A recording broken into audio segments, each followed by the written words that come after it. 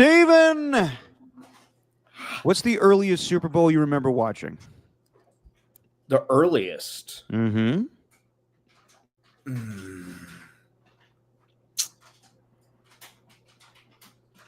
Boy. Well, I was always an erratic kid. So I would never pay attention to a Super Bowl all the way through.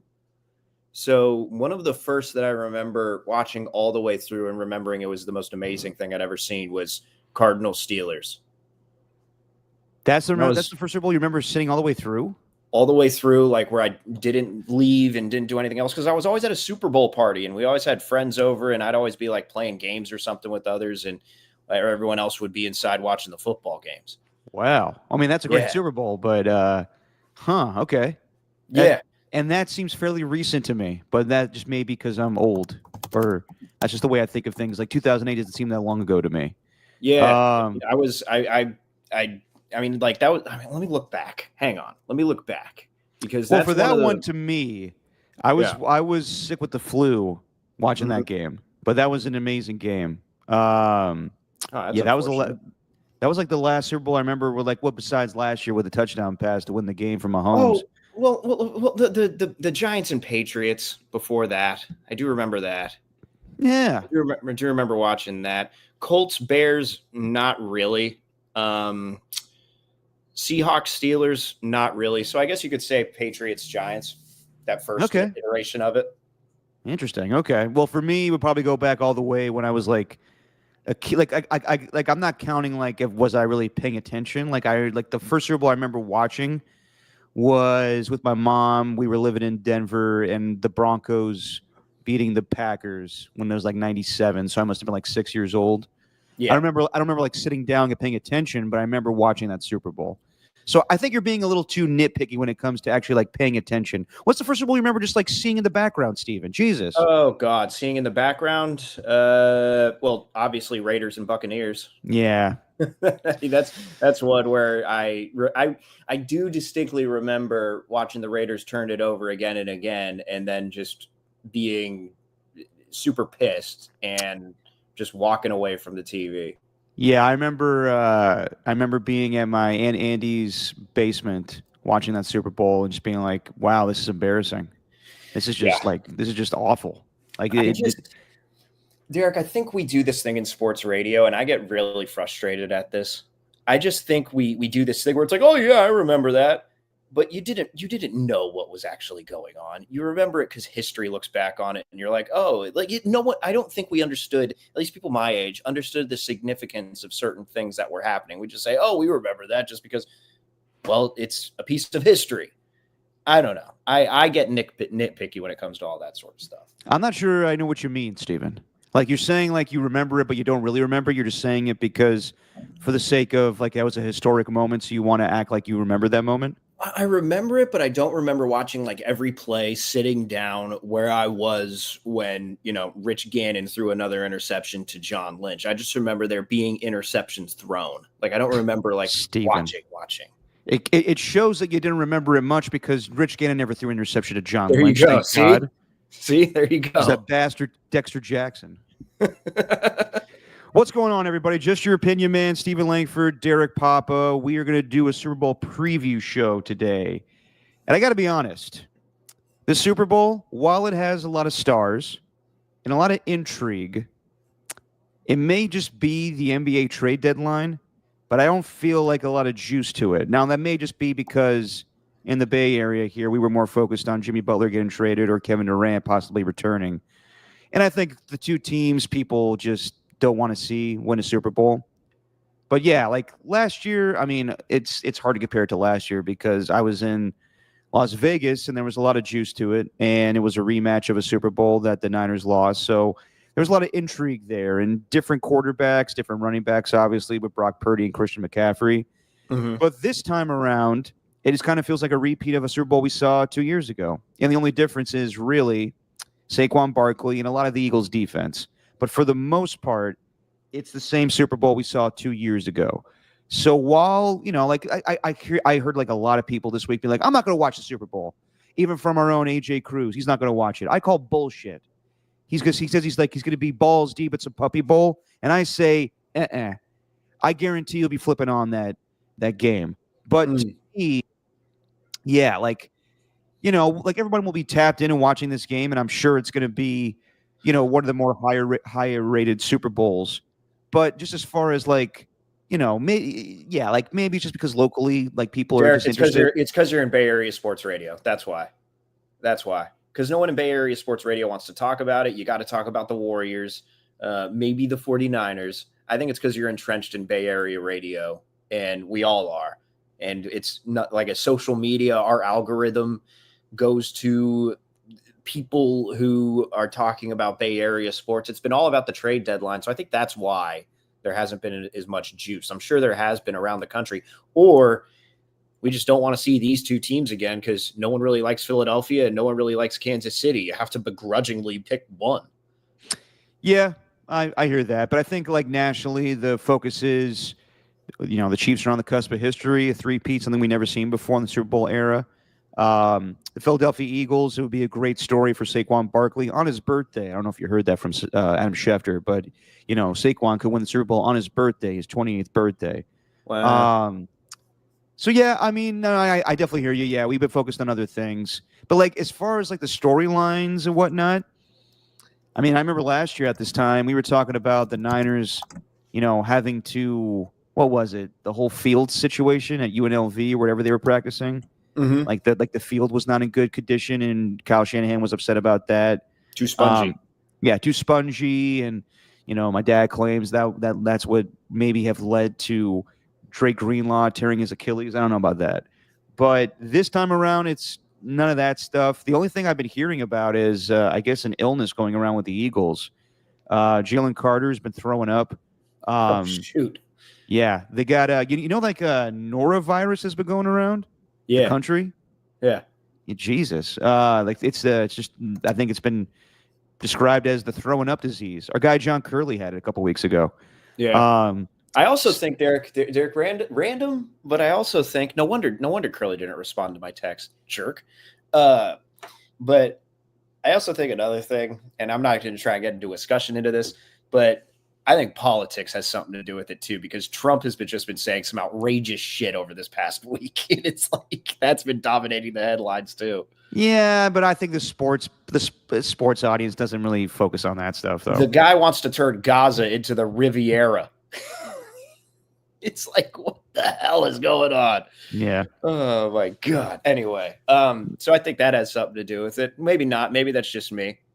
Yeah, I think that's probably just you, Steven. that might very well just be me. I've been trying to steer clear of all that shit, so I haven't paid attention to anything that Trump's been saying. I think it's very important that people should, because they could really understand how wacky this dude is. We've known for quite some time. Enjoy your lives, everybody. That's my advice. And if you can't, I feel like obviously you can if he's in if there's issues that he's talking about that affect you, I totally understand that stuff. But for the most part, I just try to steer clear of all that shit. It's crazy. Yeah. It's crazy. Yeah, but as far as the Super Bowl, back to the Super Bowl, Derek. Yeah, back to the Super Bowl, because that's what we're here to talk about, Steven. I understand, like some people are like, I don't want to watch this because I don't want to see the Chiefs 3P. I think some 49er fans, older 49er fans, think about the fact that Montana, and that group should have won 3 in a row. But yeah, I mean, yeah, like whatever it is, like I think it will be tomorrow 49er fans will be pissed off either way, where the Chiefs won 3 in a row or the Eagles were the only team to beat them besides the Buccaneers.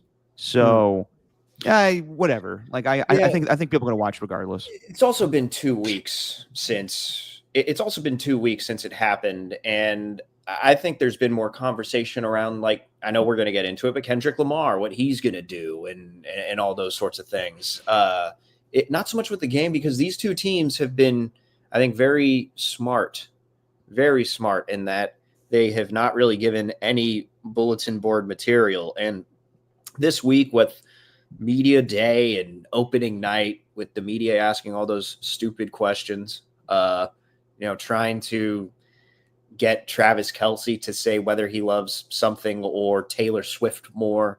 What's what's Taylor Swift's best cooking quality? Like, what does she cook best? He said homemade Pop-Tarts. I might have to try those someday. Like, not Taylor Swift's, but might let you know, like, try making them. Gotcha.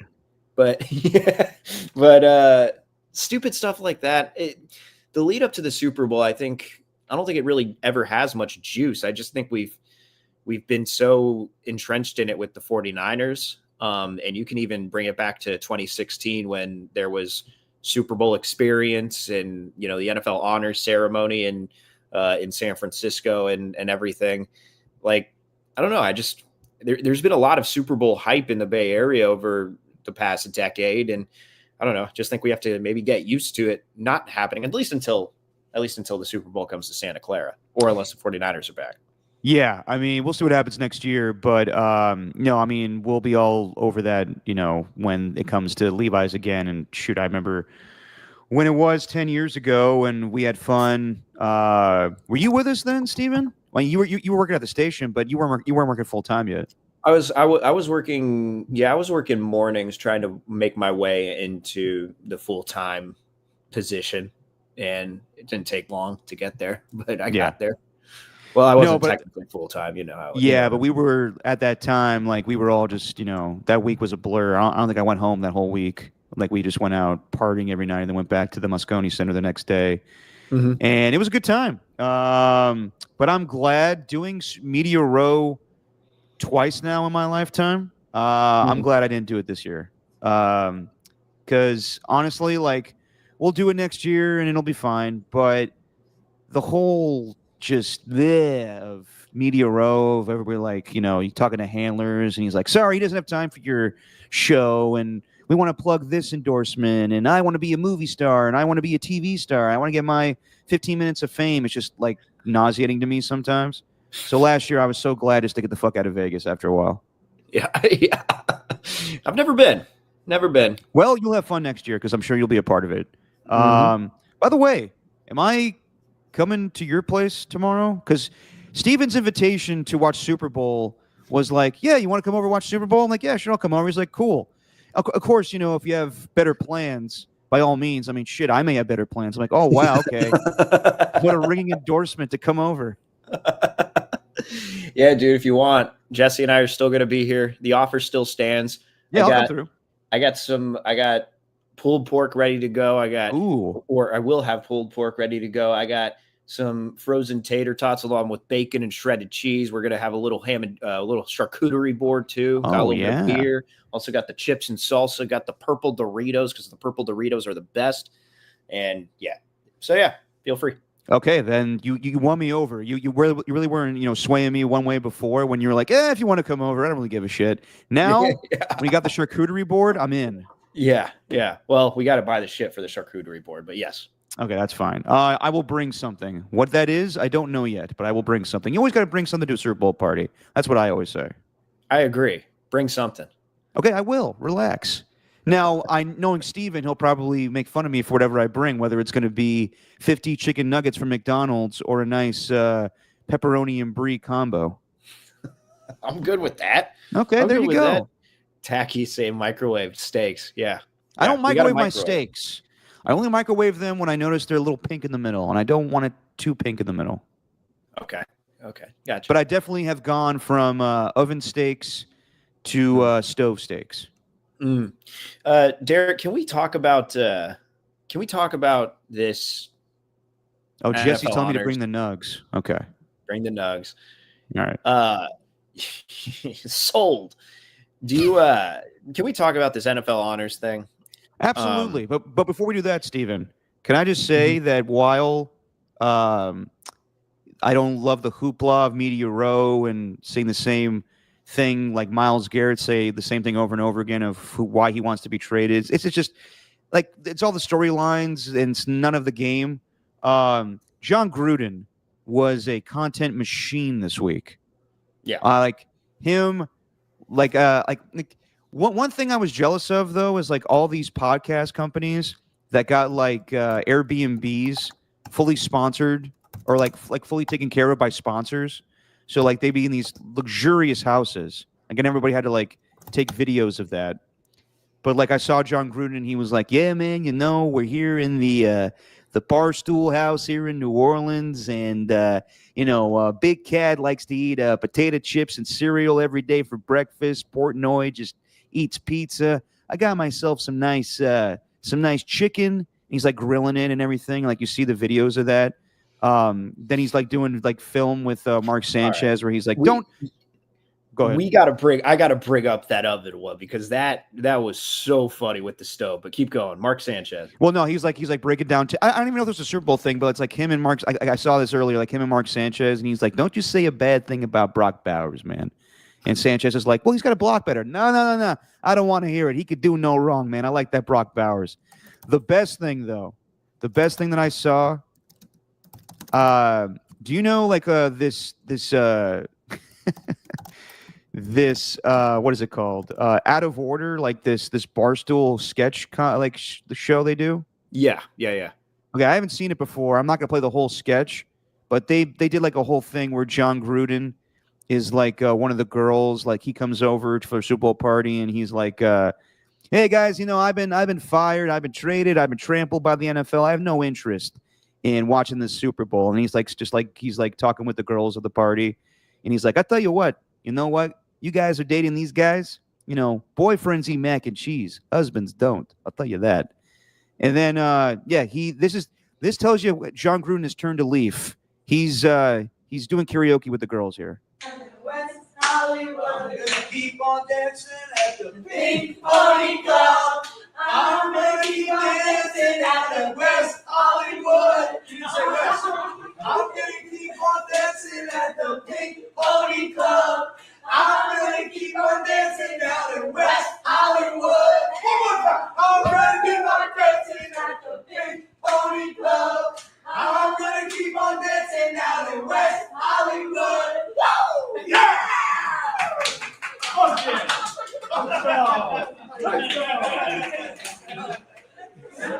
like that song. I like that song, man. There you go, man. John Gruden going from not liking gays or women in football to then singing Chapel Roan. This is where they belong, man, at the karaoke club. They don't belong on the football field. I like this, man.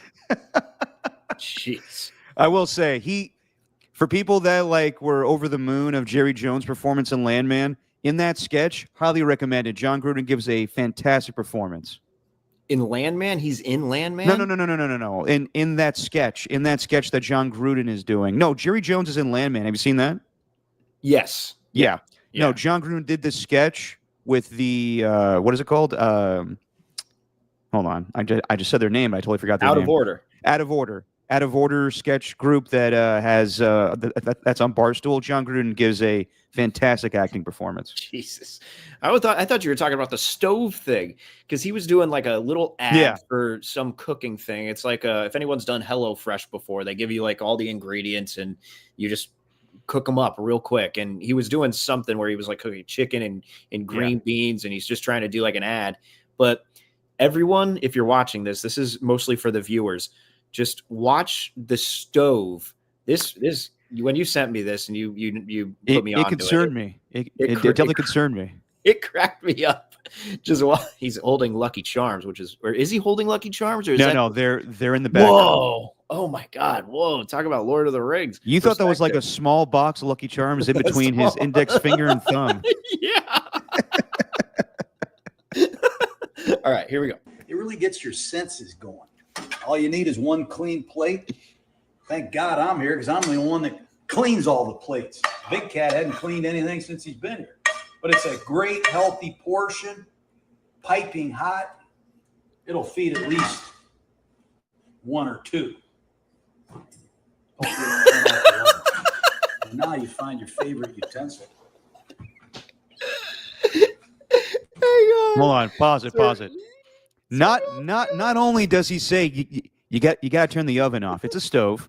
And also I know those type of burners, like if you don't go all the way, they stay on. So double check that. He also left the spatula on top of the skillet, which could be a fire hazard, John. Good Lord. Plates. Big Cat hadn't cleaned anything since he's been here. But it's a great, healthy portion, piping hot. it'll feed at least 1 or 2. Don't forget to turn off the oven. You And now didn't. find your Look, the favorite blue flame's still utensil. going. Jesus, John. You're going to burn down the Barstool house. We can find a utensil. Where's the utensil? Chucky starts coming out.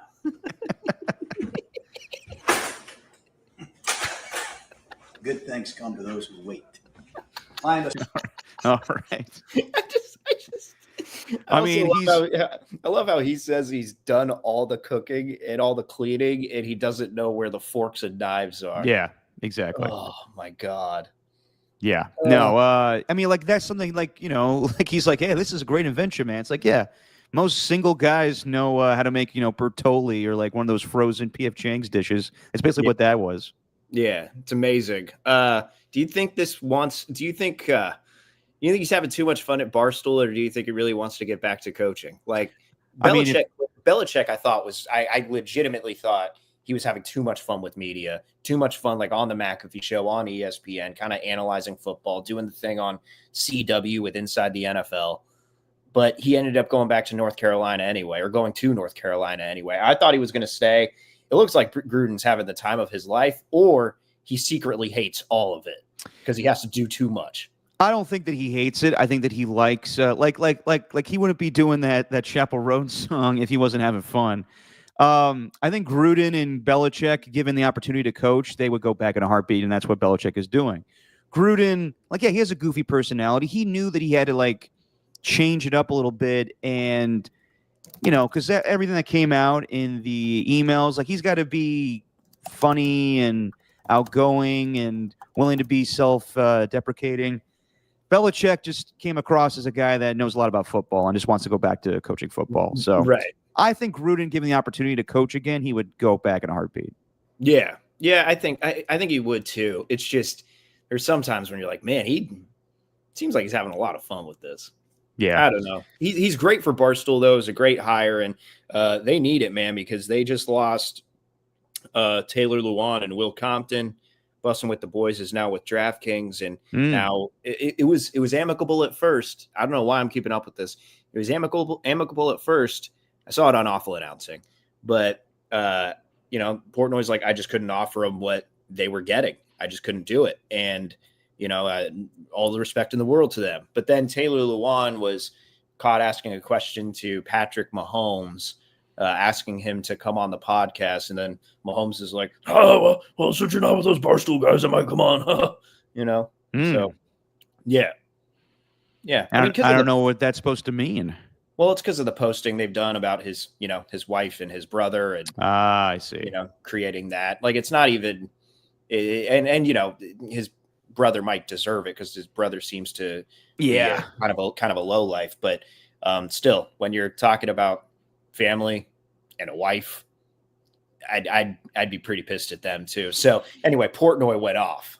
He went off on his other show, and God, yeah, the things he was saying about Taylor Lewan, I'm like, dude, that's Taylor Lewan. Don't forget, you may have been his boss, but don't forget that man was one of the most terrifying human beings on the. Well, why did he take it out on them and not Mahomes? Because they said that, or he was insinuating that they were slobbing on his knob, Derek. Yes. Yeah. My thing with Portnoy, love the pizza reviews. Besides that, no thanks. I go back and forth with him. I got a lot of respect for certain things that he does, but there's other things where you're just like, my God, man. Yeah, that's my whole thing. But so you go back and forth, but whatever. He's like a, multi-millionaire. I think he's fine. He's fine. He's totally fine. He doesn't need our respect. Yeah, no hate really. It's just not my cup of tea sometimes. But I do enjoy the pizza reviews. One bite, everybody knows the rules. Okay. As far as speaking of Belichick and the NFL honors, Snoop Dogg, not a great host. By the way, that moment I saw, I didn't watch the ceremony, but the clip I saw of Snoop Dogg and Roger Goodell singing "Nothing But a G Thing" together was probably the most cringy thing I've seen in a long time. Yeah. The joke about Belichick and his girlfriend, Like the whole thing was the last time I remember the Cowboys being good, Belichick's girlfriend wasn't even born. It's like, yeah, we've heard that joke before, Snoop. I'll say this. We'll get into the NFL honors. I'm a huge NFL guy. This thing does not need to be a thing. Like, I know that it's a good TV opportunity for the NFL and to celebrate the Super Bowl week and to all those that won the awards, but I'm not a big award show guy to begin with. Like, I'll watch Conan O'Brien on the Oscars gladly because I love the Oscars and Conan. But this whole thing, like like having the NFL guys like give out awards and celebrities act like they know who the NFL guys are. The whole thing's awkward to me, and the whole the debate we're gonna have about Lamar Jackson and Josh Allen, that should have happened weeks ago.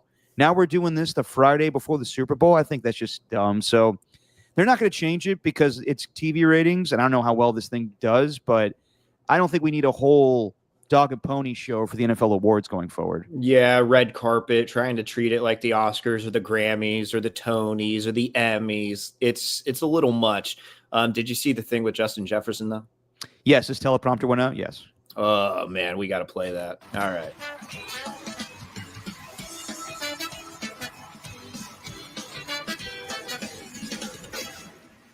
What's up? Playing wide receiver in NFL is a dream job, but playing the position in Minnesota, it means something a little extra. Oh, I'm sorry. Because of the tradition and excellence we've got going on there, the prompter. I'm sorry, guys.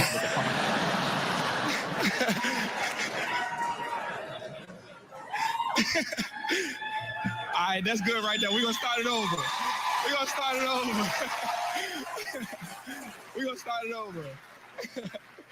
Playing wide receiver in the NFL is a dream job. Oh, all right. That's pretty much it. Yeah, and that was awkward timing because he was going to do a heartfelt thing about Randy Moss.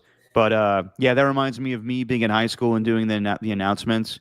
And then I would immediately go into the Will Ferrell sketch on SNL just being like, there's no words on the prompter. I think, dude, the Snoop Dogg thing, he doesn't need to host stuff. Yeah. Snoop Dogg's great in like a cameo type of thing, but having him host full-on shows, it didn't work. I just went back to the 2016 honors to watch Conan at the San Francisco one. And like through this year's, I watched like the funniest moments, and it was just like a 15-minute video where most of it was Snoop's monologue and all that. But either the athletes this year just really don't have a sense of humor anymore, or Snoop Dogg just wasn't funny. I'm trying to figure, I think it's a mix of both, because when Conan was doing his jokes, everyone was laughing. Everyone was cracking up. But I also think that goes to show we're in like a different time now where you can just make fun of things. Like my favorite was when they were replacing football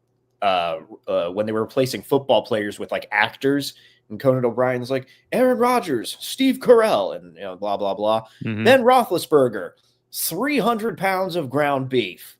And those types of things. Everyone was dying. Hines Ward was laughing at that one.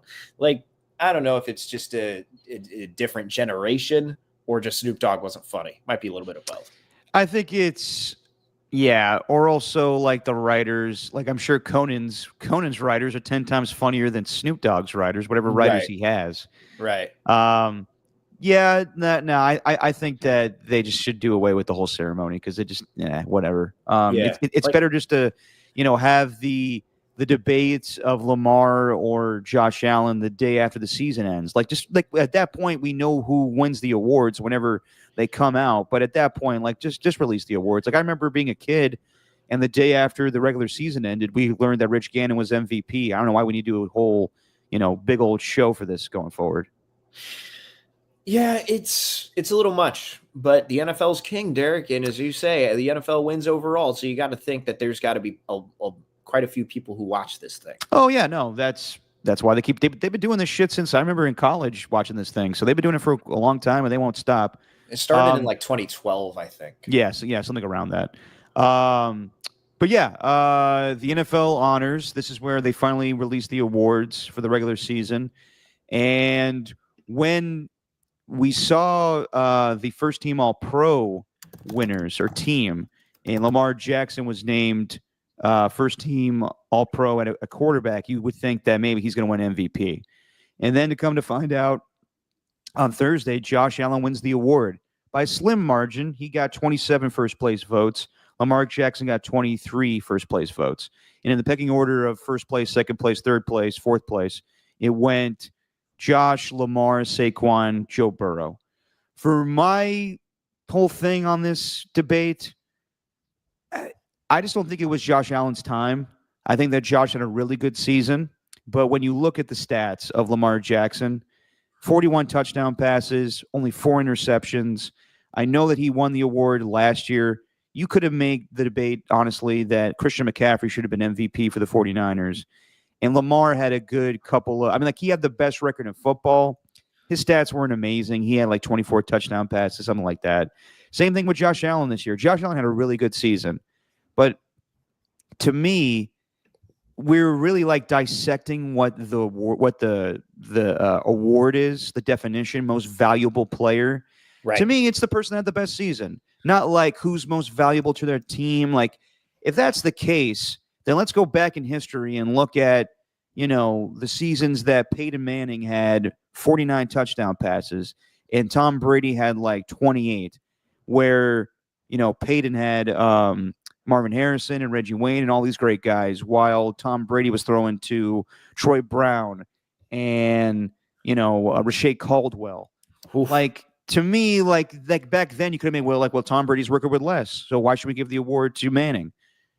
Because Peyton had the best season. No, no doubt he did. So I think we're splitting hairs now. I think that we are it basically was that they got voter fatigue. They didn't want to see Lamar Jackson get 3 MVPs this early in his career. So they gave it to Josh Allen, and Josh Allen had a really good season, but I don't think it was his MVP season. So that's where I stand on it. Like, I'm not over the moon about it. I'm not pissed off. Like, I've seen a lot of fake arguments and fake anger over this on ESPN yesterday. But like Dan Orlovsky explaining himself, and I thought his rationale was kind of ridiculous.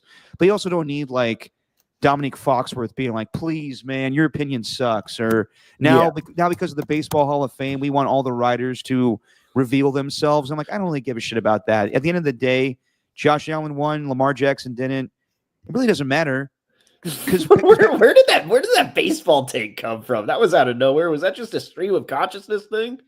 No, it's because now people are so mad about Ichiro not getting 100% of the votes that now everybody was calling for the sports writers to reveal themselves. Who were the people that didn't vote for Ichiro? And my whole thing is who cares? He got in. Why do we need to know what sports writers are gatekeeping? I don't really care. They didn't play the game. They're all older. They feel the way they feel about the Hall of Fame or MVP voting. At the end of the day, it is what it is. Josh Allen won, and also for my money, it's okay. Josh Allen won regular season MVP. Patrick Mahomes doesn't give a shit. He's going to win Super Bowl MVPs. That to me, I don't know. We're making a big deal out of an award that really matters, but not in the grand scheme of things. Okay, a lot to unpack with that one. Jesus. Yeah. Well, the baseball thing, don't tell us what to be pissed about and what not to be pissed about, Derek. I want to see that writer. Who's the one guy? What, so you can string him up by his bootstraps? Yes. I'm going to take him over to this house and serve him up a nice dinner, and we're going to be watching Ichiro highlights. How do you not get this guy into the Hall of Fame? That's stupid. Steven, of course it's stupid. But then I want to know who that is and revoke their credential. That's whatever. What I think. That's what I think. Revoke it. There are always going to be people like that. Yes, but there's one. I mean, we haven't seen that. We've seen a unanimous selection, but we haven't seen someone that was one off from a unanimous selection. What do they have against Ichiro? Anyway, I digress. The MVP. There's only one number that matters, Derek. What's that? One number. And that was the number in the W column. And the fact that I believe the Bills had a better record than the Ravens, like that was the number. You switch those, then I think Lamar is getting the MVP. And it's sad. It also is a narrative-based award. The NFL loves their narratives, and the narrative here was Josh Allen needs to win one. This was his MVP season. Although I'm going to say I know Dan Orlovsky kind of seemed ridiculous voting Lamar first team All Pro and Josh Allen MVP. Like that's where you lost me. Like vote both of them in that position. Don't go one or the other. That makes no sense. But I do think voters might look at Derrick Henry and what he did for that team. I know the wide receivers that he worked with weren't that great, but Josh Allen really wasn't working with the best wide receivers either. So if we are talking value and all that, I kind of get it. But I think what it came down to was the wins number or the wins column. And I think it's more of an argument for people who have this kind of soft spot for Lamar Jackson, feeling like he's disrespected, the most disrespected player in the NFL. I'm reading from some people. I'm like, well, he won an MVP last year. Like it's not like he's the most disrespected. This year he probably deserved it again. But, you know, it is what it is. And at the end of the day, Josh Allen beat Lamar Jackson in the playoffs. So what does it matter? Like, yeah, like that's what matters really to them. I don't think either of them would have cared. I don't think Lamar would have cared he won MVP. Like if you would have asked him, give him that Cam Newton question, would you trade in your MVP if that meant you could win that divisional round game? I think he'd say, yeah. Well, he's got 2 over Cam's 1, so he may just be like, at this point, I don't give a shit about MVPs. Exactly, and I don't think he does. So, had he won that game against the Bills, then I think we'd be having a much stronger discussion here. I know it's a regular season award, and we all say that. I'm not fully convinced. I know they turned in their. Do they turn in their ballots before the postseason starts? So they claim. I know they do that, but they can manipulate it any way they want. So, yeah, we would have heard. I think we would have heard more about that, though. Like, I hear you, but I like to believe that that's factual, but I can't believe they're going to change that based on the postseason. I don't know. I don't know. But it fits the narrative, though. Like, Josh Allen's been waiting to get MVP, and now he got one. Yeah, no, I get it. I totally get it. But like that argument that, you know, Lamar has Derrick Henry, that's like saying like Tom Brady shouldn't get MVP because he got Randy Moss one year. Right. Like, I just think that's insane. So, yeah, Lamar Jackson's got 2 MVPs. Josh Allen gets his first. As far as the other awards, Patrick Surtain gets Defensive Player of the Year. Yeah, no, I mean, okay. I think he was really good this season. Defensive Player of the Year. I mean, this is kind of like when Stephon Gilmore won it a couple years ago. Like it was kind of by default. I like it. Yeah, why is that? Because it's not going to an edge rusher. I would have much more respect for the MVP if it didn't go to a quarterback. Because you know what? Saquon probably should have won it. like in this got time Offensive Player of the Year, Steven, and that is a good honor as well. Like I mean, if you're talking most valuable, a guy who's carried his team through the season, it's Saquon. It's Saquon. Yeah, I'm with you on that one. Like that's why I think like Christian McCaffrey should have won MVP last year. Yeah. But yeah, no, I hear you on that. Yeah, the MVP award is basically the quarterback award. Patrick Surtain, he had a really good season, all-pro, best quarterback in football right now. I think that maybe TJ Watt should have got it with the forced fumbles he got, although he was kind of MIA the last couple of weeks of the season. Maybe even Zach Bond. So he wasn't even a finalist, dude. Like, yeah, I know. Yeah. Then that just shows that it was kind of a down year for a standout person for Defensive Player of the Year. Mm-hmm. Mm-hmm. And I want to say TJ Watt was a finalist. Zach Bond would have been cool. Yeah, no, he would, but like he's definitely like, you know, you really got to watch the game for like he causes forced fumbles, but like it's an old school thing where like back in the day where like Brian Urlacher or Ray Lewis or Derek Brooks won those awards, like those type of linebackers don't usually get that. That's why like Fred Warner's going to have a season where he gets a shit ton of forced fumbles and pick sixes to stand out. Yeah. And then as far as other awards, Rookie of the Year, Jaden Daniels, no surprise there. Jared Verse. Joe Burrow gets Comeback Player of the Year. Coach of the Year, Kevin O'Connell. So, yeah, I'm cool with all those awards. The Hall of Fame voting, though. Jared Allen, Eric Allen, Antonio Gates, and Sterling Sharp. I'm cool with all those guys getting it. It's only 4 people. I am very happy for Sterling Sharp. It's way before I started watching football, but you go back and look at the history. Sterling Sharp was dominant. If Brett Favre could probably play with one wide receiver for most of his career, it would have been that guy. In the early 90s, Sterling Sharp was right up there with Jerry Rice and Michael Irvin and these other wide receivers that were dominating the league. But then his career was cut short by a neck injury. So it's good to see him getting in finally. Spent a lot of years on TV. That was so cool. With him and Shannon. Oh yeah, dude. Like that was something else. I got a little emotional watching that. Yeah. I don't know. You just to have him sitting there, like, especially going back and hearing Shannon's Hall of Fame speech and seeing that clip where, he's the first Hall of Famer who's the second best football player in his family. And that's just like, and Sterling's not there and he's just sitting on the side kind of clapping. And just to see that, that's real cool, man. No, definitely. I will say welcome, bro, to your house. I will say, the first thing I thought of, though, when I watched that video, it's a very tender moment between two brothers finally achieving something together. The woman that answers the door, is that the woman in the video with Shannon? I tried to put that on the back burner, Derek. I didn't want to think about that in a very touching moment between siblings. I just it crossed my mind. I was like, okay, is that Shannon's girlfriend, wife, woman that was in the video? Yeah, CBS Sports posted a little video, and you could hear Shannon Sharp's breath, and you just got, ugh. Yeah, exactly. I don't get to hear that.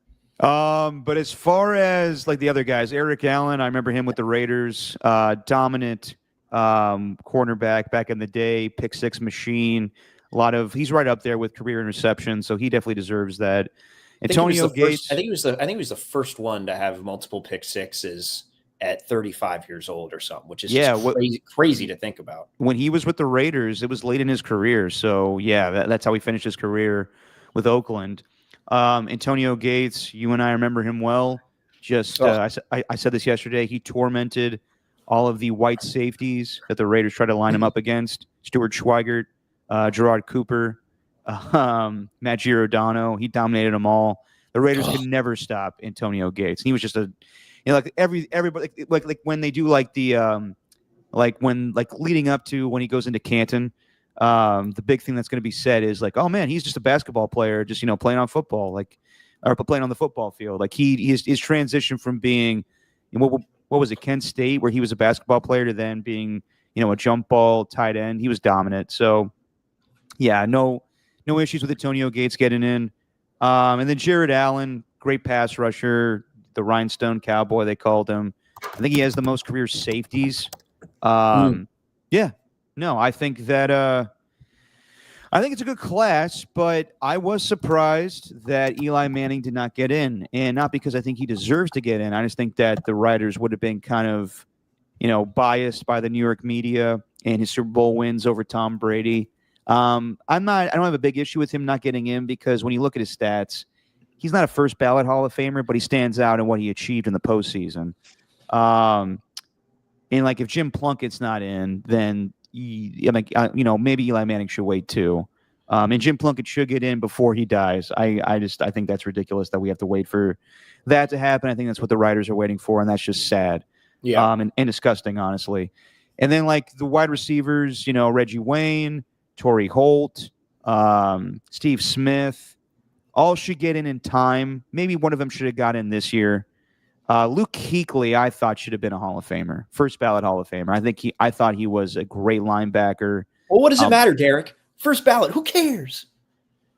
He'll be a Hall of Famer, Derek. It's fine. You're overreacting. Who cares? You see what I'm saying? You get what I mean now. No, I do get what you're saying. First ballot, second ballot, who gives a shit? I hear you. It kind of, to me though, like, but like with the whole unanimous MVP voting, at that point they got in. So Yeah. why like for guys that have to wait, like Barry Bonds and all of like the Carlos Beltrons and like, Yeah. oh, he did steroids, that like when you get in and one dickhead didn't write you in, it's like, okay, well, fuck that guy, but you got in, great. With Luke Kuechly, next year's first, by the way, next year's, we didn't go over it. Next year's first time class, guys who could be first ballot Hall of Famers in baseball. I'll just say one word. Yikes. Anyway, who is it? Out of the group, Yeah. I'd say Hunter Pence is the most deserving, and I'm not saying that as a Giants bias. Like, I think he was probably the best player out of all of them, but that just goes to show you how kind of, Yeah. I mean, no offense to Hunter, but that just goes to show you there's not exactly a lot of first ballot Hall of Famers on that list. But anyway, I agree with you, though. Luke Kuechly was unreal, but it's the same thing as Patrick Willis to me, where it's the career longevity. Yeah. It's very similar to him, and he will get in eventually. I would have been surprised if he was first ballot. I got the list pulled up right here from Ari Meyerhoff. I was surprised that a guy like Torrey Holt didn't get in again. I think he was a finalist like for I don't know how many straight times now, but it's been a while. Adam Vinatieri was kind of a surprise. I thought they would have got him in just because he is one of the most well-known kickers. And other guys like Reggie Wayne too. Reggie Wayne's another one.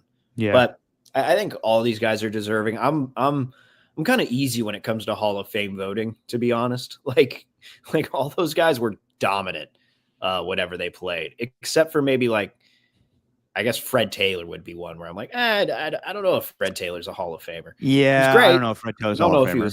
I don't know if he was Hall of Fame great. I have to look at the numbers, but Steve Smith, I think in my mind is absolutely a Hall of Famer, but I don't know where his numbers stack up against all-time great wide receivers. Yeah, but when like someone, like when you watch somebody, you're like, that guy's a Hall of Famer. Like to me, Steve Smith, yeah, like his attitude and what he stood for, and can you imagine him at Canton, like having the speech, like he's gonna be all time. So ice up, son. Yeah, exactly. He'll like go after like all the corners that he matched up against in his career. So yeah, like the longevity thing, I hear you on that. It was just that Luke Kuechly, like for his time, was honestly the best linebacker in football. Probably the best cover linebacker I've ever seen. And I hear you on like the amount of time he played, but Calvin Johnson didn't play that long, and he was dominant, and he was a first ballot Hall of Famer, and his numbers are nowhere near that of like the top of the top when it comes to wide receivers in this league, because he didn't play that long. So yeah, we'll see when Luke Kuechly gets in, but next year it's going to be interesting because you have to believe that Drew Brees is going to be a first ballot Hall of Famer.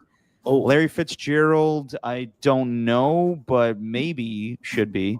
So it may just be that some of these guys wait, and it's a big class next year where it's like Drew Brees, Eli Manning, Luke Kuechly, Phillip Larry Rivers, Jason Taylor, starts with a W.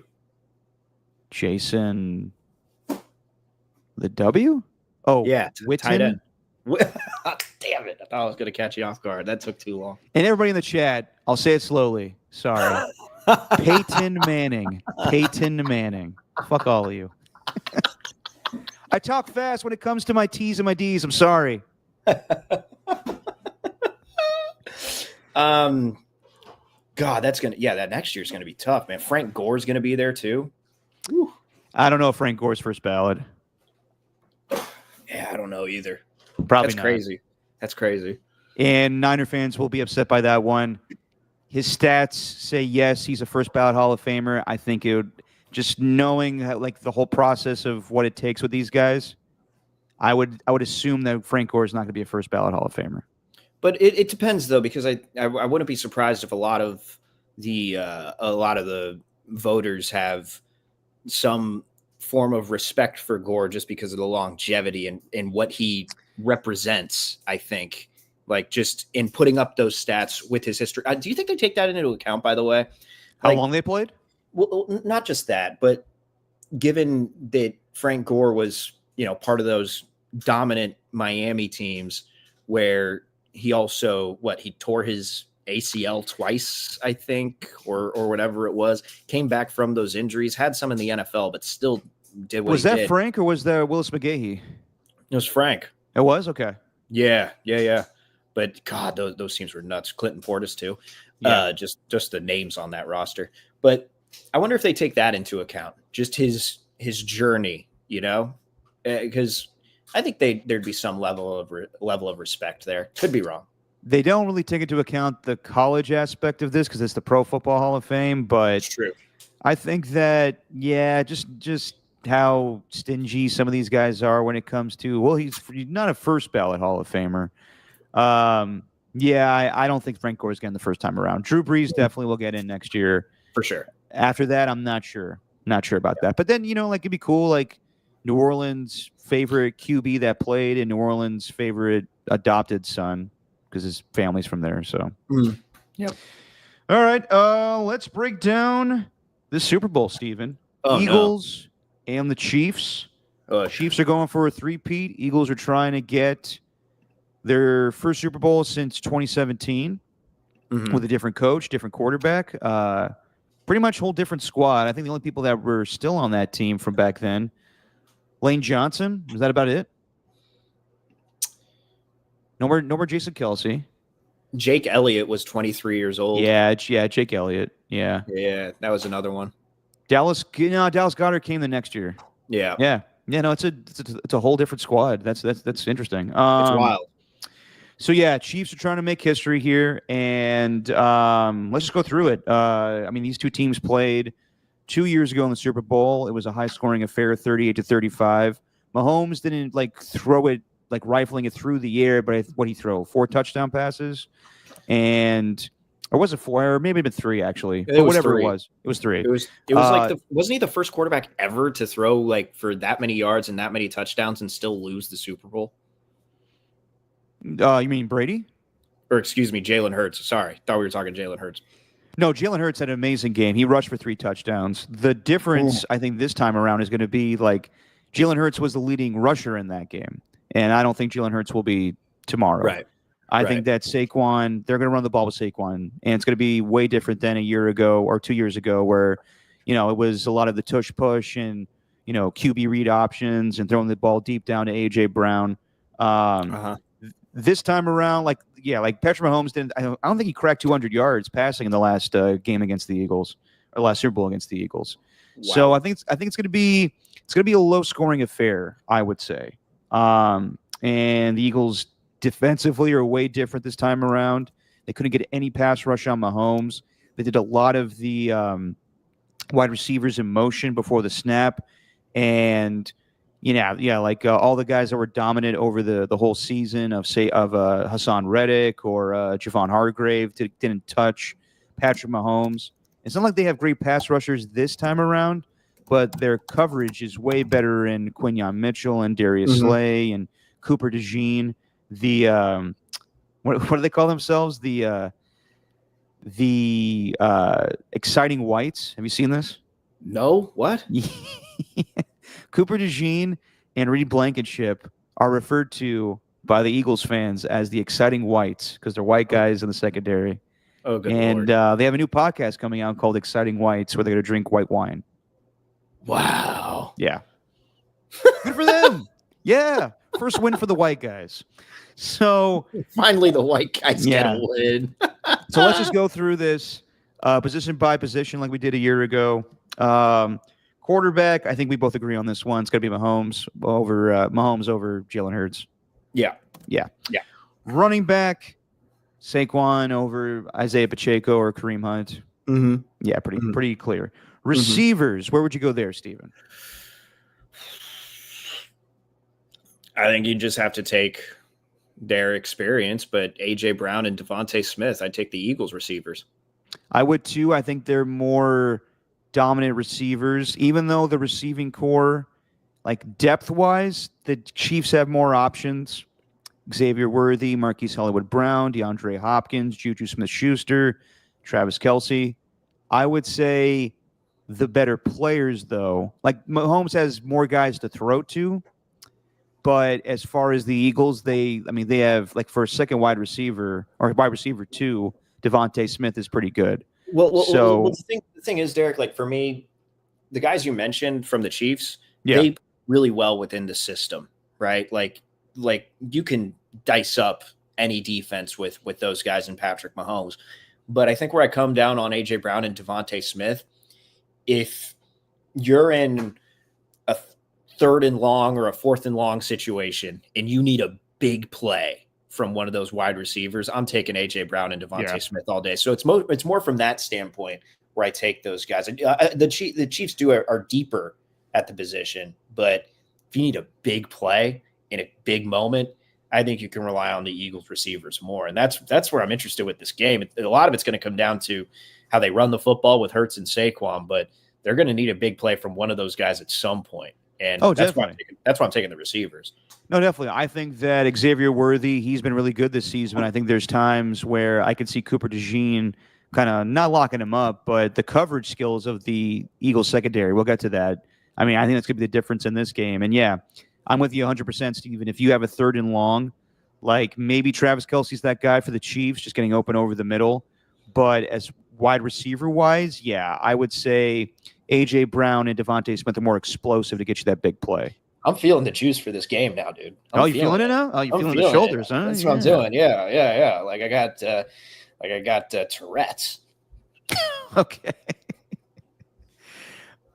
Tourette's or like it's a thing. It's a thing. In the shoulders? Yeah. Okay. Shout out to Louis Capaldi, my favorite. All right. What about so I agree with you. We're on the same page there. Eagles are the better receivers. Yeah. Even though like I forget that Jahan Dotson's on this team, and they should probably throw to him a little bit more, but maybe there's a reason why the Commanders traded him inside the division. Yep. Offensive line, where would you go, Steven? I mean, it's like it's the Eagles. Yeah, I know. You got to go with the Eagles. You do. They are incredible. They've had the best offensive line in football for probably since their last Super Bowl, since 2017, when they had Kelce and all these guys. Though I'll say the Chiefs' offensive line is really good, and I'd probably take them over a lot of offensive lines in the NFL.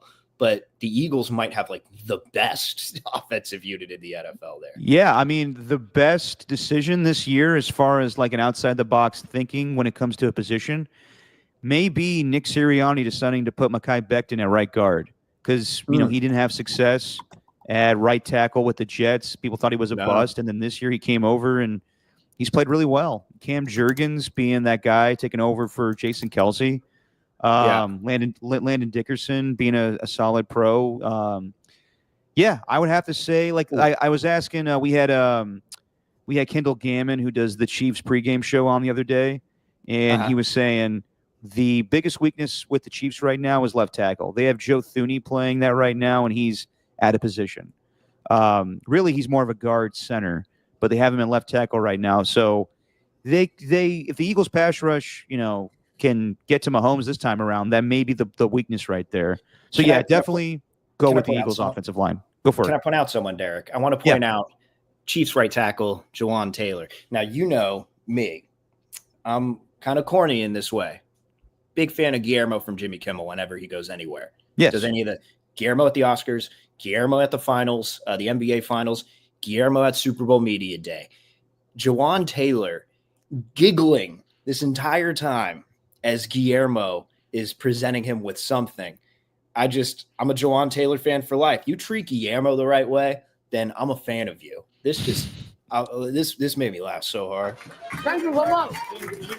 Hey, you guys are strong, right? Yeah. You know what? All day I've been trying to open this pickle jar, but I can't. Can you open it for me? Wow, you're super strong, man. No, man. You want a hot one? Okay, man. All right. Thank you very much. Patrick, I just love how happy he is and jolly to open a jar of pickles for Guillermo. I'm sure you loved all of the Jameis Winston stuff this week. The Jameis Winston stuff was classic. They got Yeah. a gem on. They got a gem on their hands. Shout out to Fox for thinking of that. Dude, that was really good thinking as far as like bringing a like he I don't know if he'll be good like as a pregame show analyst, but I don't think that's the plan. But for Jameis Winston, he's like it's funny. Like we had Kenny Mayne on this week, and you know how much I love Kenny Mayne. I think Jameis Winston could do something similar like that, where he goes into the field and like kind of like with Marshawn Lynch and the Amazon Prime pregame show, like he just goes and interviews random people or goes to facilities, interviews players. Like his delivery when he was interviewing Chris Jones, he was like, "Chris, we know you're on the cusp of history, man, going for a three-peat. I think the biggest question we all have is, what's your favorite color?" Yeah. With that face. The face sold it. The face sold it. Yeah. Dude, they found something perfect on their hand. But you know what, dude? The thing is, I'm tired of. I think you and I can agree on this now, and I think a lot of NFL fans can agree on this. We get so much content now with podcasts and analysis, with the access that these big name networks can get. Why not make something fun? Don't do some like I don't think Jason Kelsey is thriving at all like on that Monday Night Football countdown. No, he's not. You're just doing boring pregame analysis where you're just, oh, what does it mean for this guy's season? Where do you rank? You know, that kind of thing. Do something fun. And I don't think Jameis Winston should be at a desk. Jameis needs to be out in the like the Marty Smith of ESPN. If you've ever seen that guy. Yep. Like, do something like that because they found something special with him, and it's not like he's just a funny personality. Like he's really good with the mic. He's confident. He owns it. Like that's perfect. I'm really hoping they do more stuff with him moving forward because how the hell did we just learn Jameis could do this now? Like my God, man. Well, we all kind of knew that when he was doing his pregame speeches, where it was a mix of him being really intense and trying to be serious, both at the same time, where he's goofy, where it's like, it's not about the lights, it's not about the camera, it's not about the action. Actually, it is a little bit about the action, boys.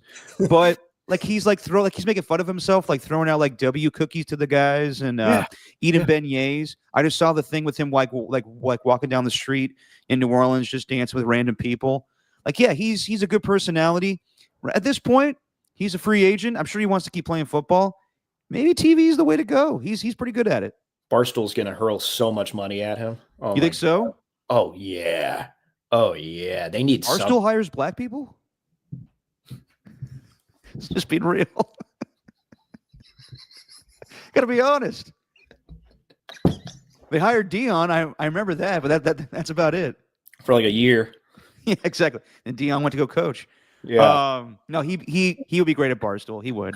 I just don't know if they would do that. What? Can I be real? You absolutely can. All right. Going back to the Super Bowl. we both agree the Eagles offensive line. And then linebacker wise, Steven. I would say the Chiefs, as he's telling a joke to Jesse. The Chiefs. Telling your joke to her. Okay, good. I Don't worry, say the she's Chiefs. No, you're all good. As the Chiefs linebacking core, who they got still? Nick Bolton and Leo Chenol and Drew Tranquil. I think they're pretty stout. Oh wait, no, sorry. I swear I went over their defensive line. My bad. Defensive line first. Oh, okay. Whatever way you want to go. We'll go D line as far as just like the order in which the defense is presented. Defensive line, I would lean towards the Chiefs just because of Chris Jones. They don't have like household names around their defensive line, but yeah, I mean like Chris Jones is the biggest guy, and Mike Dana, and who else they got? George Karlaftis. George Karlaftis had a huge performance against the Houston Texans in that game. I just think that they're more. Yeah, like they get the job done frequently, I would say. More consistent. Where the Eagles defensive line, you got the big names, Jalen Carter and Jordan Davis, Josh Sweat, Nolan Smith came on this year, but they're not getting to the quarterback consistently like they did in the past. So as far as a pass rush standpoint, I would lean towards the Chiefs just because of Chris Jones and probably George Karlaftis being the standout guys when it comes to sacks. I hate agreeing with you all the time, but I am. I'm going to agree with you on this one because I'm going to use the same logic that I had with the Eagles wide receivers. The Eagles defensive line, I think, has more depth. If you're talking about just names and numbers, like I think they have a deeper defensive line where they can rotate guys in and out and use different personnel. But if the Eagles are in 3rd and long and you need a Chiefs defensive lineman, an edge rusher to step up and make a play, or a defensive tackle wherever Chris Jones is lining up because they line him up wherever now. Yeah. I'm taking Jones or Karlaftis all day, every day. So I have more faith in them, but it's very close. It is very close. It is. It's not the same like it was 2 years ago. Like, I think hands down, if this was the same defensive line, then we would pick the Eagles because of how many sacks they got that year. Right. But they weren't effective at all in that Super Bowl. They just got the ball out quickly. So this time around, yeah, I think that the Chiefs are a better sound group when it comes to their defensive line play. But yes, I agree with you, Steven. It is close. Same thing with the linebacking core. I think that, yeah, the likes of Nick Bolton and Drew Tranquil and Leo Chenal, they're just a sound, smart group when it comes to playing linebacker. The Eagles, that was their biggest weakness 2 years ago, and even last year. Remember when we were breaking down the Eagles 49ers game, and I was like, the biggest weakness is going to be over the middle where they have Nicholas Morrow covering Christian McCaffrey and Deebo Samuel. And this year they improved that. They drafted Nakobe Dean a couple years ago. He's really good in coverage. Zach Bond, probably the biggest standout, like free agent pickup this year as far as like Zach Bond. Who was that guy? Oh, from the Saints, and then having an all-pro season. They don't have Nakobe Dean. He's hurt, but Jeremiah Trotter Jr. is not a bad fill-in. Linebacker-wise, I think they could cover better than they did in the previous Super Bowl. But I would give the edge to the Chiefs just because this team has been doing it and they're proven, and I trust them more than the Eagles linebackers just because of the injury to Nakobe Dean. Well, they also run a different scheme, right? Like the Chiefs are more, we're going to rush 4 and use 3 linebackers, whereas the Eagles, I mean, they're going to use Nakobe Dean and Zach Bond. But you mentioned Nolan Smith. He's not like a full-time edge rusher. He's more of an outside linebacker who just rushes the passer under. It's more of a 3-4 thing, and the Chiefs are running a 4-3. Yeah, I mean, I think it's the Eagles linebackers in a landslide. Like I think if we're talking about, I mean, maybe the running back landslide. Huh? Yeah, dude. Like, I mean, Nick Bolton's really great, and Drew Trank. They've all been there before, but God, as far as just talent, like I think the Eagles linebackers just much surpass them there. I hear you, but as far as a group together, I take the Chiefs. The Eagles, the biggest thing to me is, yes, Zach Bond has probably been the best linebacker in football this year, non-rush linebacker. But the injury to Nakobe Dean, Jeremiah Trotter's been a good fill-in, but they might pick on him just being a rookie in the Super Bowl and not getting a ton of experience. Well, former 49er Oren Burks has been playing pretty well, too. That's true, too. I forgot about him. Yeah, you're right. Yeah, so there's that. And then secondary, I think that while the Chiefs' secondary has been really good without L'Jarius Sneed this year, they had their younger guys step up, and O.J. McDuffie and Jalen Watson. O.J. McDuffie? Trent McDuffie. I'm thinking of O.J. McDuffie from like the 90s with the Dolphins wide receivers. My bad. Trent McDuffie. Eagles secondary, I think, has been way better than in previous years. Last year, I mean, they were just getting killed. It was bombs away with James Bradbury, who's still on the team, by the way. He just, doesn't play. They tried to move him to safety, but I think he got injured before the season started. Just never came back into the starting rotation. So, yeah, the group of Darius Slay, who this might be his last game in the NFL. We'll see. The younger guys, I mean, the combo of getting the draft picks of Quinyon Mitchell and Cooper DeJean has been paying dividends for the Eagles. Even Reed Blankenship has been a good safety this year. We were talking about like Justin Simmons. They need to go get him, but he's been playing really well. And then CJ Gardner-Johnson coming back from 2 years ago where he left for one season where he went to the Lions. He's made the difference for them. So I would say, yeah, it's close, but I would give the edge to the Eagles. I think I just give the edge to the Chiefs based on their experience. Because look, man, you're relying on two rookies. Cooper DeJean and Quinron Mitchell have been awesome this year. But as far as the entire secondary, all those Chiefs players have been there before, and they've been around for the previous 2 Super Bowls. And I think experience is going to play a huge role. If you're asking me on paper which secondary I'd take over this one, like it'd be hard to choose anyone over the Eagles.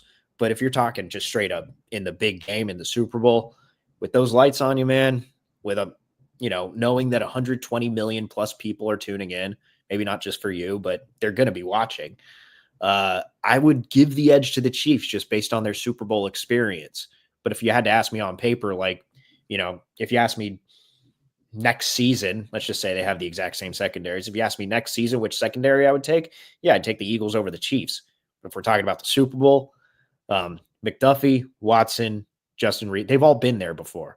Yeah. So I would take that. And we've seen, we always do this every year with the Chiefs, where we underestimate just how good that defense can be. And along with Steve Spagnuolo. So I think I'd take the Chiefs secondary, man. Okay. I know it's kind of a weird, I'm getting into semantics here, but I always see that secondary making plays, I mean, at least they did at the end of the season last year. And especially with just how good they are at disguising blitzes. I think that's something we've come to really appreciate about them this year more than a lot of other seasons. Just take that blitz against Josh Allen. We're all sitting there saying Josh Allen should have made this play. Josh Allen should have made this play. Well, there's a chance he just didn't see the blitz coming because it was disguised so well from the Chiefs secondary. So I think I give them the edge there. No, I'm with you on that. And as far as defensive coordinators, I mean, you got 2 of the best all time, and Steve Spagnuolo and Vic Fangio. And I know people are focusing on Mahomes is 8-0, I guess, in his time against Vic Fangio. That's crazy, dude. It is crazy, but I think that this is a different defense. This is a different defense than what he's had in the past. He had the Bears defense, and I don't think Mahomes played him when he was with the 49ers. Probably not. No, that would have been too early in his career. Or no. Mahomes wasn't even around yet. So, yeah, I mean, shit, how did they play 8 times? Broncos? Yeah, Broncos. Well, yeah, okay, the Broncos, I mean, that's misleading. You remind me now of that little thing with Tommy Tuberville. Did you see that? No. Tommy Tuberville, just to let you know, is on the Republican Senate now. He is a senator for Alabama, the old football coach at Auburn. Yeah, I remember that name. And Trump, I don't know where it was, but Trump's like, Tommy Tuberville, great coach. Did you know he had Patrick Mahomes? Did you know that he coached at Texas Tech? He had Patrick Mahomes, greatest quarterback of all time. I asked Tommy how good of a coach he was. He said, you don't want to know how good of a coach I was. But Tuberville doubled down, even though it was proven that he wasn't at Texas Tech with Mahomes. He doubled down and said, man, Patrick Mahomes, when I recruited him, was one of the greatest players I'd ever seen. And then he didn't even recruit him. Then Mahomes answered a question at Super Bowl media day, and he's like, yeah, I think we crossed paths once, but he didn't recruit me. I don't even know if I've met him. Well, when the hell did this happen? All this week. Oh, shit, I didn't even see this. That's insane. Dude. Good Lord. Yeah, there's a bunch of Twitter community notes all on it, saying he did not coach him at Texas Tech, and he did, in fact, not recruit him. Yet Good everyone Lord. is believing this lie because that's just how it goes. Yeah, I hear you on that one. All right, when it's all said and done, Steven, who you got in the Super Bowl right now? Yesterday was a straight-up pick'em, and it started with the Chiefs, I think, favored at 2. The over-under is 48.5. Right now, the Chiefs are favored by 1. So who do you got winning? What's the final score? And who's your MVP? I hate it, Derek. I hate it, but I'm going to go with the Chiefs. I'm going to have them winning. I'm going to have them winning 27-24. So I'm going to go the over on the 48. I'm going to have it at 51. And look, man, just going with the narrative here, but I think Mahomes is going to be the MVP. No, I hear you. I hear you. I mean, you said that weeks ago when I was getting kind of, I was hopeful that the Bills were going to win the AFC Championship game. You're like, Derek, it's just easier if you just go with the Chiefs. It will save yourself a lot of heartache. It will. But I can't do that. For whatever reason, I just think the Eagles are like a year ago at this time, I picked the Chiefs to win because Mahomes is that fucking good and he can elevate a whole team. And not like the Chiefs are bad. It's just when you put these two teams on paper, you would say, well, the Eagles have more talent.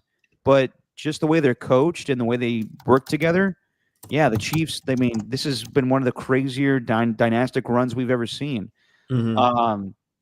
And I know they're on the cusp of history, but to me, I do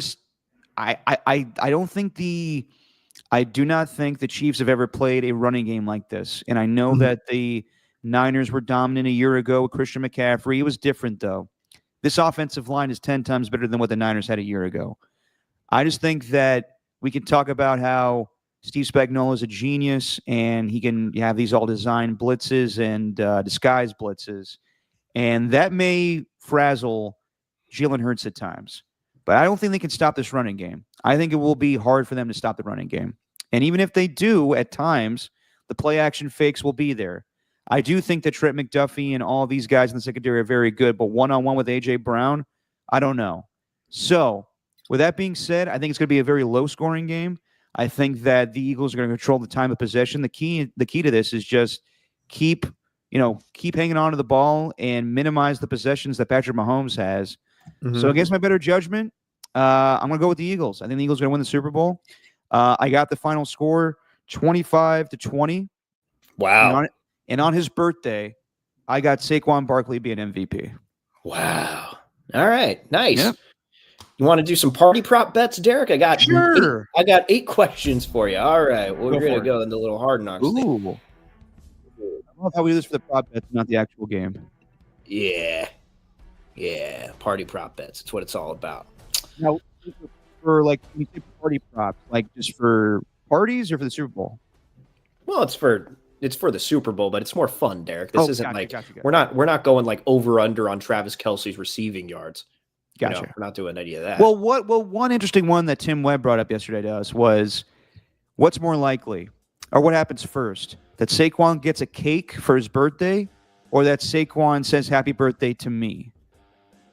And I was like, the timing of that would be difficult because how are we going to hear Saquon say happy birthday to me? If he busts a big run, we probably hear that on the mic'd up the next day, but we're not going to hear him say that on the broadcast. If how are you going to know if he gets a cake? Well, if he wins, it gets MVP. I could see someone bringing out a cake. You think this is going to be like the Netflix Christmas Day Bowl or something? Oh, with the red velvet cake? What type of cake are they going to bring out? That's a better question. I think they bring out a cake. If Saquon wins and he gets MVP, I think Fox gives him a cake. And feel free to tell Tim this. I do. Whenever I listen to your guys' show, I do get a little chuckle out of Tim Webb's little drop-ins. I'm not gonna lie. Go. Yeah. He actually might be my favorite member of the show. I wouldn't be surprised by that. By the way, right. Tim's Tuesday takes and trivia, best segment we have going right now. He brings the heat. He might be not my favorite KMBR member though. That's gonna go to Walter. Anyway, shout out to Walter. Shout out Walt. He's in the chat. All right. Internationally, I don't even know where the hell he is right now. How long are we going with the national anthem? It's John Baptiste, who is an awesome artist. Are we going over or under 2 minutes, Derek? John Baptiste. Yeah, he hasn't got like that much of a singing voice where he's got like the, he's not got that Cynthia Erivo Wicked type thing going. But correct me if I'm wrong. Very musical. He did the national anthem at the Rickwood game this year? Yes, he did. How long was that? Do you remember? I don't remember that at all, Derek. No, Damn it. I do not have that stored in my memory bank. I'm gonna say you said over under 2 minutes. Yes, sir. He could probably elongate his thing. I'm gonna go over. Yeah, I'm going over too. I think he's going to go get real musical on us. He's really good on the piano. I love John Baptiste. Yeah. All right. This is an easy one. Will Patrick Mahomes or Jalen Hurts be shown first on the Fox broadcast during the anthem? Mahomes. Mahomes? All right. Actually, I'm going to go Hurts. Okay. I'm going to go Hurts. I'm going to go different on you. Hang on. I didn't write I didn't write the options from this one. Let me get them. By the way, I believe John Baptiste is in the Saturday Night movie. Oh, is he? He plays a musical guest. Oh, that makes sense. Yeah. All right. Which iconic New Orleans cuisine will be shown on the broadcast first during the game? Are we going gumbo, jambalaya, beignets, or po' boys? That's a great one. Gumbo, jambalaya, beignets, or po' boys? I'm gonna go with a beignet is like the best looking thing to show on television. So I'm gonna go with beignet. You're going with beignet? I'm going with gumbo. I gotta go with gumbo. Yeah, but like beignets are more aesthetically pleasing. Like it just looks like it's like the shot of it, like on the display and people eating it. Like I think that works better for television. I do think they're gonna have like just a big old bowl of gumbo though at the game, and you're gonna see someone stirring it in like a big ass pot. Yeah, that could be the case too. I'm going gumbo. Okay. Which Manning brother's gonna win the kick of destiny?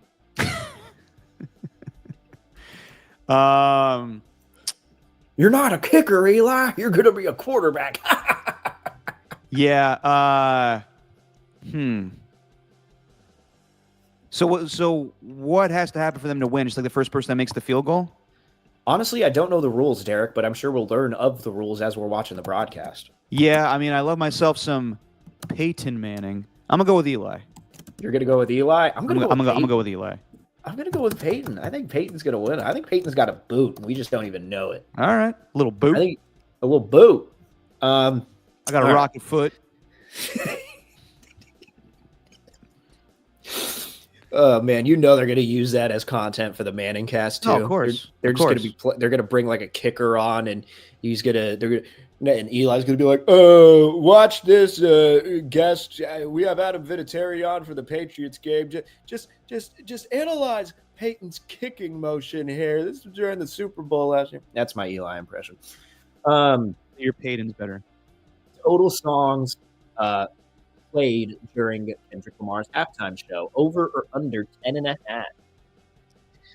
Total songs. And the songs I kind of have to include the lyrics. Yeah, I'm gonna go under. Going under 10.5. Yeah, I think that it's going to be for the halftime show. I think that Kendrick will play. Obviously, They Not Like Us. So that's going to be my next one. Yeah, he's definitely going to play that. I don't think that whatever is going on with the lawsuit with Drake versus Apple Music, people want to hear that song. I think that he'll play. Fucking Rockin' New Era. Back to Peyton. Yeah, I know. I hear you. Peyton.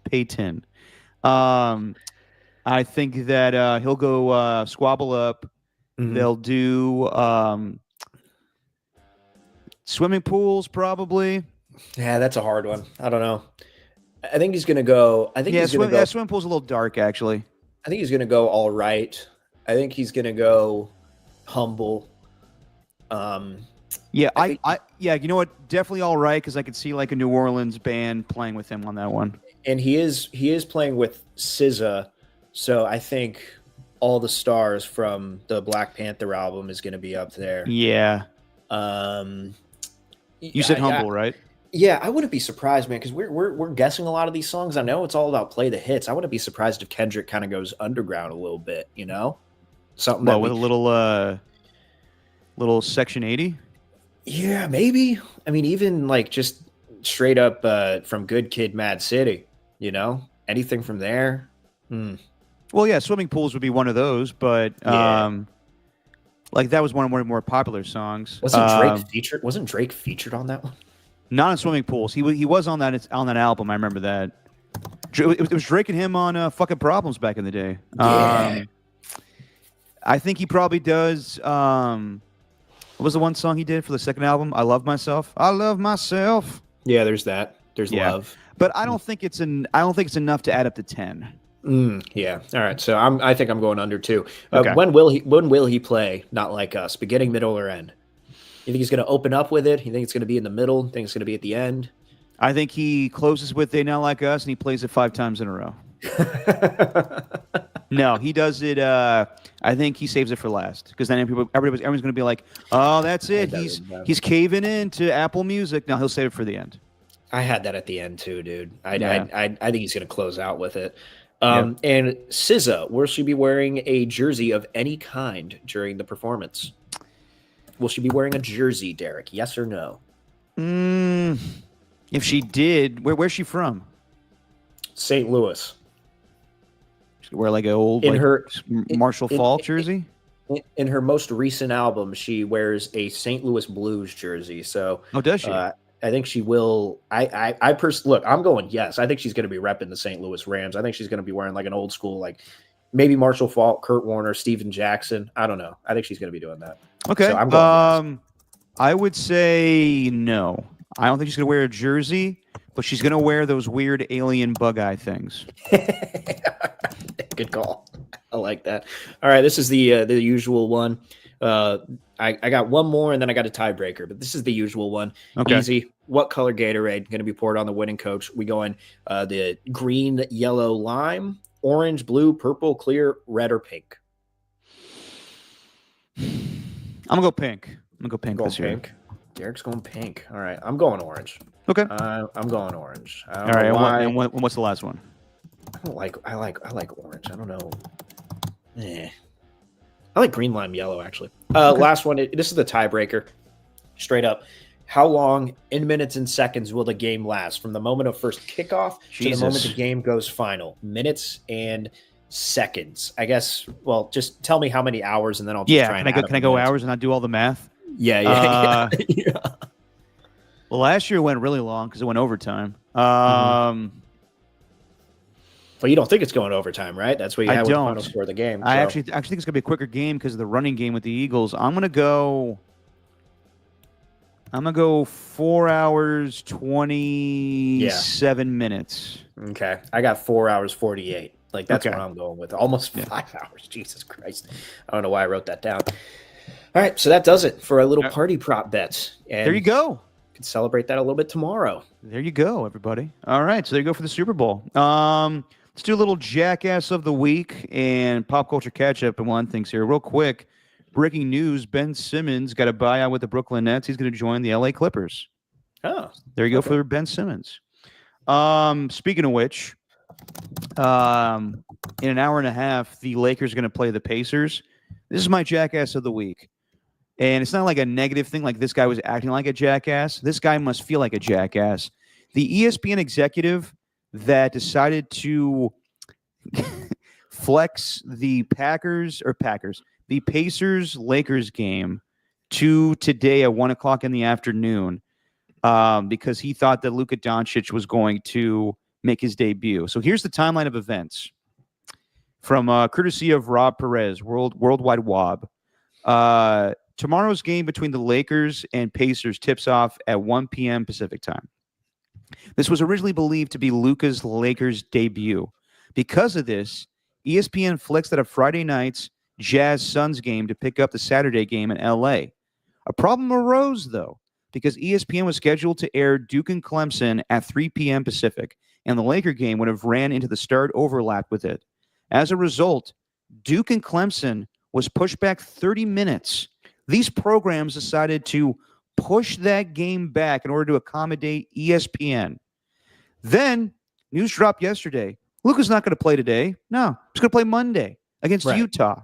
And now LeBron is doubtful for this game. So ESPN went through all these hoops to broadcast this game today and doesn't mean shit. So not that he did a jackass thing, but the ESPN guy or the team of ESPN executives that decided to do this must feel like jackasses today. Damn, that's a good one. Yeah. That's like deep. Well, I saw the other day, like I was watching SportsCenter late at night after the Warriors lost to the Lakers, and I saw that Hannah Storm was reporting that I think it was Hannah Storm. No, but it probably wasn't Hannah Storm. Whoever it was, saying that like, well, we thought Luka was going to make his debut on Saturday. Not the case. He's going to be on Monday. I was like, oh shit, because I knew that ESPN really wanted that debut. So now they went through all of this today. They're still going to broadcast the game, but it doesn't mean anything. And now the Lakers-Utah game where Luka does make his debut will not be shown nationally because they just don't want to do that all over again. Wow. That's a lot. Yeah. Yeah. So I knew we were doing Jackass of the Week today. I think we didn't we do it earlier in the week? Not this. We did Cam Newton last week. Because I got kind of Newton. I got kind of an easy one, but it is from the Warriors-Lakers game. We love Kevon Looney in Warrior Land.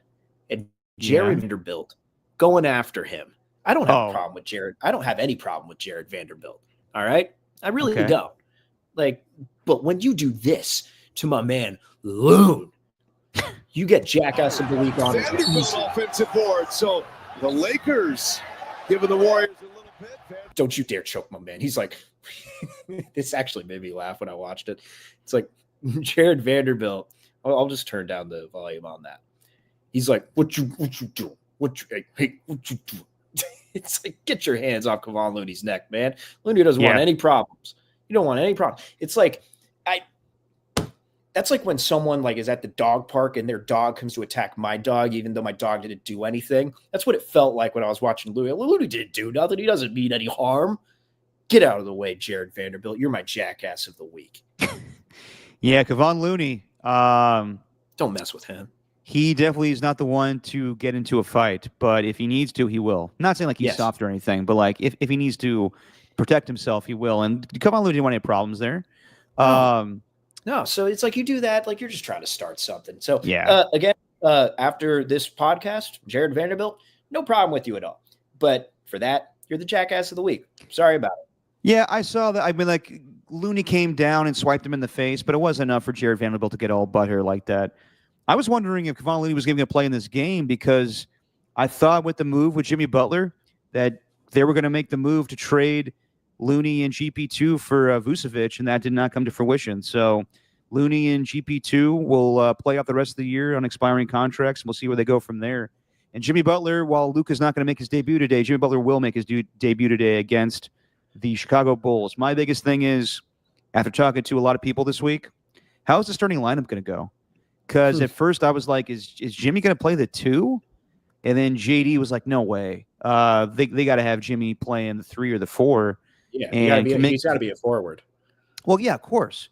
So I was like, so then where's Kuminga? And he's like, Kuminga's coming off the bench. And then I talked to Marcus Thompson yesterday, and he's like, Kuminga's not coming off the bench. Kuminga's starting. And I was like, so how's this going to work then? He's like, Draymond's going to play the 5. And I'm like, really? He said he doesn't want to play the 5 anymore. So I'm very interested to see how the starting lineup goes because basically Jimmy Butler is an older Jonathan Kuminga. It's the same type of deal. It's good for probably, his maturation and mentoring him, but I can't see the both of them being in the starting lineup. At least that's what I thought they were going to do initially, and that's why I didn't like the move. Well, but if you're going to have Kuminga and him... Is Kuminga back tonight? Oh, sorry, not tonight. Sorry. Yeah, what does that matter? I was like, tonight, it don't matter. He's not even back. You're right. When they are healthy, when Jonathan Kuminga is healthy, it's going to be interesting to see how they. Well, I'm sure they're going to have a little bit of, baby steps with him. So maybe he'll come off the bench coming off an injury. When they're both 100% healthy, I wonder how that's going to go. There's going to be a lot of. I think Steve Kerr is going to be making a lot of rotations within this one because he said he wants Butler to play non-Steph minutes. So even though Butler's going to be starting, I wouldn't be surprised if, he's taken out earlier than the rest of the starting 5, give him a little bit of rest, and he comes in and I don't know, like what's Curry's workload been? I mean, he normally gets like 8 or 9 minutes in the first quarter. So I wouldn't be surprised if Butler goes in, sits maybe 6 minutes into the game, and then and you bring him back in with a few minutes left in the first quarter, and he runs that second unit all the way into the second quarter. Yeah, I think you would. I'm wondering who you put at shooting guard. I mean, it's probably going to be Steph the one. I'd say Steph at the one, Buddy Hield at the two, Jimmy Butler. I know, but you have defense with Butler now. You can get away with it with Hield starting, and then Draymond at the four, and then what about Moody? Moody's probably still going to come off the bench, even though he's been playing a lot better. Yeah, that's the one thing was I was hoping they solidify the two position, and now that Dennis Schroeder's gone, even though he was coming off the bench before, but I mean he wasn't playing well to begin with. So did you get the idea? Like I don't know. I mean I don't want to put words in his mouth, but did you get like the notion that Steve Kerr just is not excited about having to do all of this with Butler? Like. Yes. After that game against the Lakers, when he's asked like where Butler fits, or was it that game against the Lakers? Yeah, it was. He's asked where Butler fits in all this. And he's just, I don't know, he's kind of just saying the cliche thing so he doesn't like cause a stir. But like hearing him talk about Dennis Schroeder or Lindy Waters, even guys they traded for, Kyle Anderson, like the way that he talked about it when they joined their team, he gave more than just the perspective of, well, I've seen him do this and this and this. Like when he was talking about Lindy Waters, I spoke to Mark Dagnall a lot about Lindy Waters. He's told me how much of a great guy he is, how much of a great player he is, how much he's on the rise, all these blah, blah, blah. Kyle Anderson, great teammate. Like speaking about him, the player, Kerr's just kind of like, yeah, we'll bring Butler along. He's a veteran. He's a proven established player. And we'll just see where it fits and go from there. Like he just didn't seem excited about this move at all. Yeah, because I'm sure he's seen the past of his encounters with Thibodeau and right now Spoelstra, like where Jimmy wanted to fight Spoelstra on the bench. Remember that? Yeah.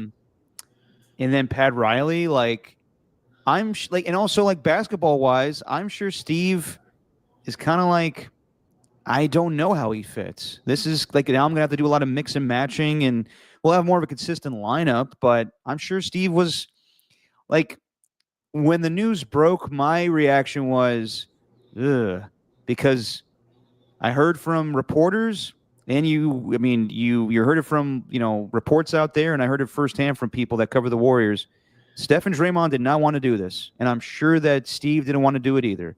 And that night on the postgame show, I listened to Monty Poole talk, and while there was a dissension in the locker room, he said there was dissension in the organization over this move, that a lot of people weren't on board with this. And I think it was just basically Joe Lacob telling Steve Kerr, Steph Curry, and Draymond Green, beggars can't be choosers. We're going after this guy. You got to make it work. Mike Dunleavy knows him from his days in Chicago, but that was when Jimmy Butler was a young Jimmy Butler. So he may be a different guy now. And he said all the right things in the press conference. He said, like, when they asked him, was the Warriors your first choice? And he says, I think it's a good choice. I think it's the right choice. He was perfect. He was charismatic.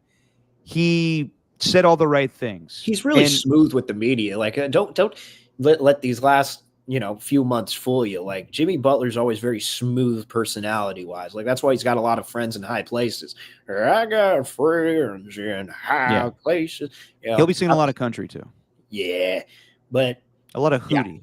Yeah, I think point is, they don't seem too thrilled by this. But at the same time, I do think, like, why not? Like, what were you going to do? I'm sorry, but we're starting. We talk about Kuminga in a way where they shouldn't give him an extension, and now he's a surefire starter on this team.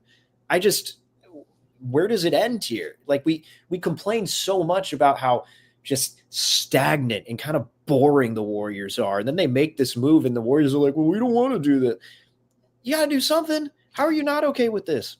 I think it was also at the expense of Wiggins. And we didn't talk about it a lot last podcast, but Andrew Wiggins was an unsung hero, like during that finals run. Like I remember texting with you being like, man, like there was one game where at first during that playoff run, Jordan Poole was the guy that stood out being like, damn, Jordan Poole. And then they started missing threes and they had to get more physical.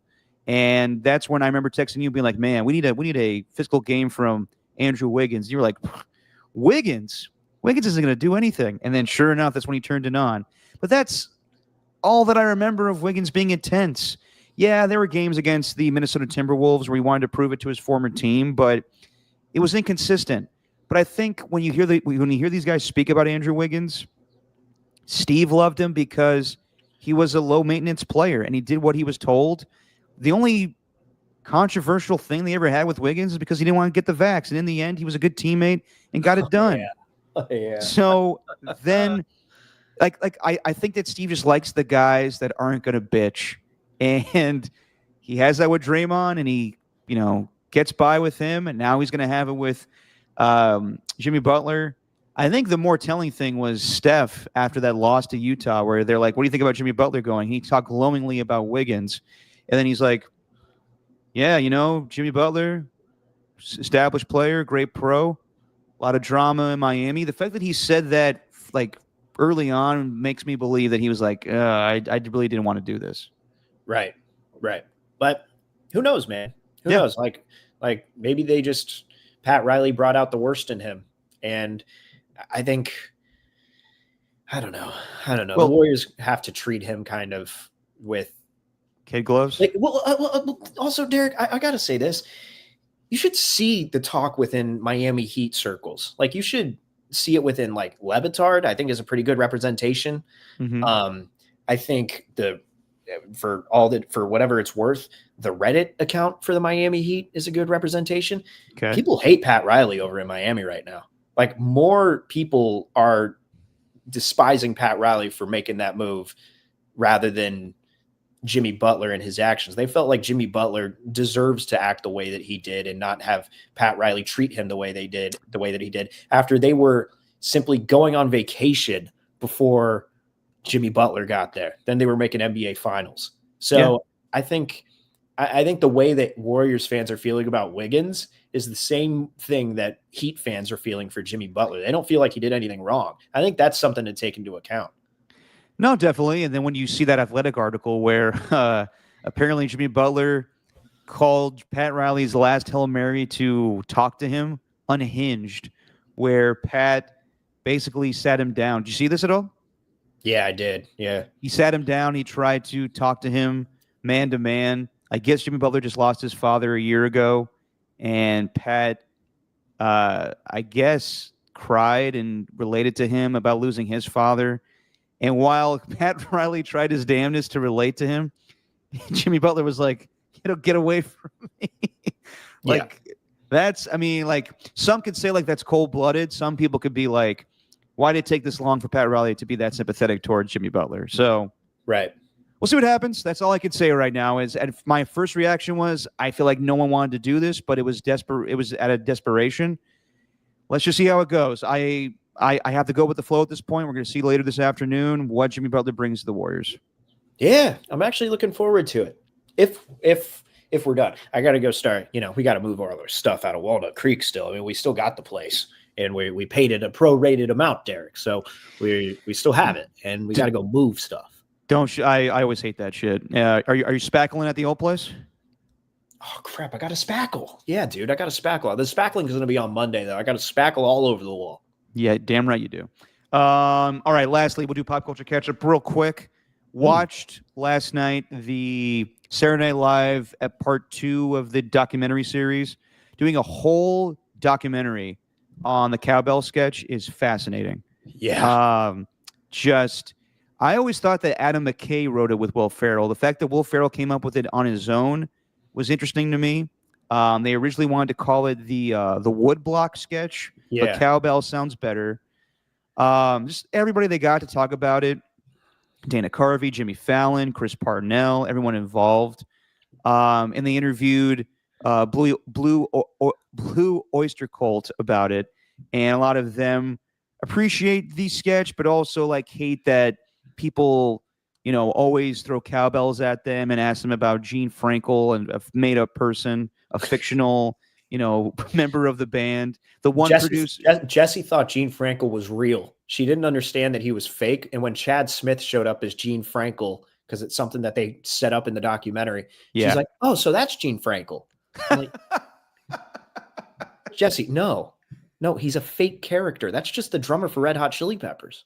Well, when I wasn't 100% sure if Gene Frankel was real or not, but watching the documentary, as soon as I saw Chad Smith, I was like, "That's Chad Smith." They're Yeah. doing a Will Ferrell thing here. I Yeah. thought that was actually pretty well done. But like the old producer that was like, "I was the one that had the cowbell," and he was like, "No, you weren't." He was like, "Yes, I remember it well. You can't tell me." And then like the documentary director is like, "Well, how do you prove it?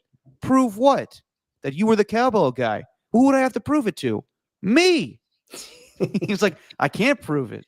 Talk about insecurity within music and just Yeah. the producer circles. My God. But no, like the whole thing was funny, and like they had like Dave Grohl, and the lead singer of the Queens of the Stone Age, talk about like how that sketch is hilarious to them as musicians. The only person that does not like the sketch, Christopher Walken.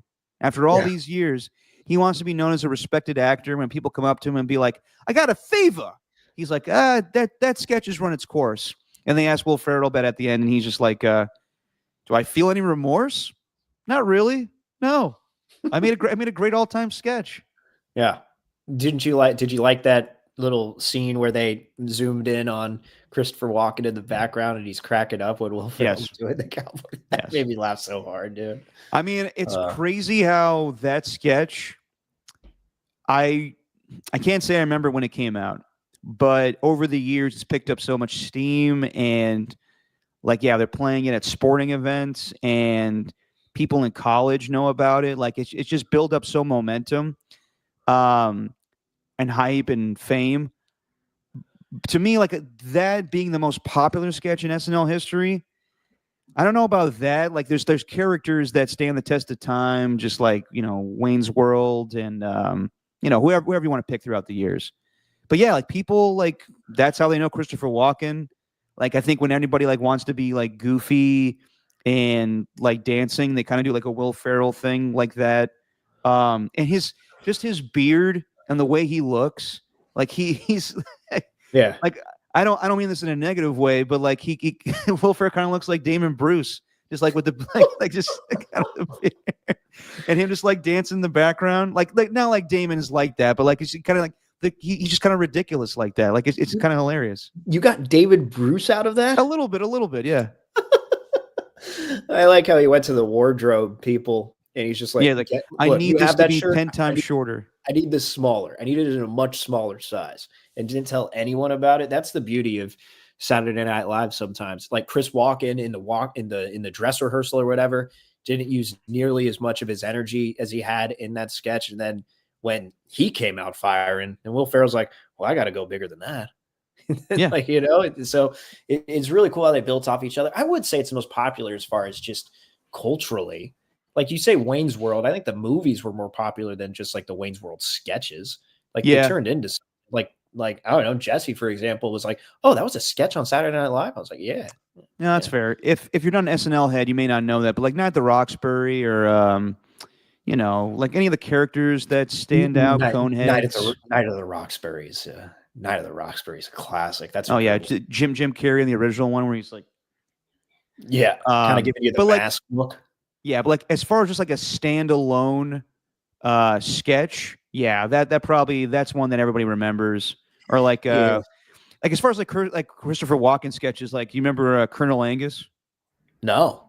Oh, there's one where like it's like an old Southern like meeting, and everybody's like, Colonel Angus is coming to town, and all the women are like, "I can't remember the last time I had Colonel Angus." Jesus. And then Christopher Walken shows up, and they're like, Colonel Angus, where do you come from? Down south. I think that one. I think Matt Foley, Matt Foley is right up there. Pat H going "Get Off the Shed" might be that's a fantastic one. That's so good because it's just so basic, yet just so it's all Will Ferrell. It's not the writing necessarily. I mean, "Get Off the Shed's" amazing. Like, "Your buddy, get off the shed." But yeah, that one's right up there. But as far as like I think Matt Foley and that one are like the top two in my opinion, where you're just like, those are the skits that kind of define Saturday Night Live.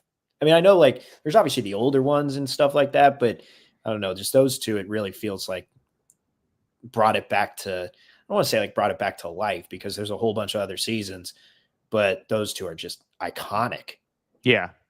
No, I mean, there's so many, and Will Ferrell, like me personally, like I love the cowbell sketch, but I kind of love more like him doing Robert Goulet when he's like, "Oh, the coconut bangers ball, Papa," or like Red Ships of Spain. I like him and Rachel Dratch as those two super weird people. Lovers. Yeah, the lovers. In the distance, we heard the pounding of native drums. Was it in While our you were minds? making love. We don't know. Yeah, the best part of those sketches were at the end where like he's like Rachel Dratch gets on top of him and he's like, "Oh, my back," and she's like, "Oh, is it your back?" And he like, "Yes, it's my back. Get the hell off me!" Like the whole thing just changes. Yeah. Dude, did you know Chris Kattan had a neck injury? No, he seemed a little weird from that documentary. Well, I looked it up and he broke his neck. Oh shit! Yeah, he broke his neck like while filming. Corky Romano. It was like something on Saturday Night Live. Yeah, he like he broke his neck filming a sketch. Oh shit! Yeah, so he like I was like, damn, why is Chris Kattan looking like that? Yeah, it turns out he had a broken neck. Well, that really made me sad when the jury I was like, damn, I didn't know that happened. Yeah, I've heard a lot of like apparently Chris Kattan had to Lorne Michaels apparently wanted him to sleep with the director of Night at the Roxbury to make sure that they got the director. It was a woman, but yeah. Was it Penelope Spheris? Yes. Wow. Yeah, but like Lorne Michaels, like it would be good for the film if we got her, and if you had to sell some ash, that'd be great. I like how everyone has his impression too. Yeah, it's basically just Dr. Evil. Yeah, everyone has it. It's so good. It led to a Wayne's World riff where Mike Myers and Dana Carvey didn't speak to each other for years because Dana Carvey was like, he saw Austin Powers and he was like, that Dr. Evil is my Lorne Michaels impression. How dare you? Do you want pop culture catch up from my end? I got one. Yeah, we went to the Alamo Draft House with a couple of our friends last night. In the Mission? Yeah. Great spot. Love that place. Went to it all the time in college in Austin. It was awesome. And we saw the movie Companion. And can't say I know any of it. Yeah, it's with Jack Quaid and a couple of others too. It's not really tremendously well-known people. You ever seen What We Do in the Shadows? Of course. Yeah, the normal human being in the TV show. The heavy set guy. He's in it. Lucas Gage is in it, who's kind of an up-and-coming actor. But I recommend it. I recommend you go into it blind too. Like, don't watch the trailer. Don't watch any of it. It's really interesting. It's like a comedy, or it's a mix of both. It's like comedy, sci-fi, and a little bit of a thriller. I guess you could kind of mix all those in it. It's called Companion. Yeah. And Jack Quaid, I didn't tell Jesse this on the way home, but I thought about this morning. Like, he's kind of becoming one of those actors where, like, if he's in it, I'll see it. He's made some pretty awesome choices as far as like movies and TV shows to be a part of. Like, he's in The Boys and he's got that new one called Novocaine coming out too. Yeah, which looks awesome, but which also kind of looks like a version of Nobody. Yeah, looks like the same version of that. But it's he's turning into one of those, great movie. He's turning into one of those actors where I'm like, if he's in it, I might go watch it, like a Oscar Isaac type, Derek. Oh, okay. Can't say I'm running to the theater to see either guy, but yeah, they're solid actors. Who the hell is Jack Quaid? Ernie said. It's Dennis Quaid's son, but he's a much better actor than Dennis Quaid is, and he's not hopped up on cocaine throughout his roles. Yeah, Dennis Quaid, he's definitely making some choices these days. I wouldn't say he's a bad actor, though. Apparently, he's great in that. I Need to See The Substance. That movie apparently is fucking insane. Yeah, that's what we heard too. We haven't seen that yet. All right, that's all I got for today. Steven, anything else?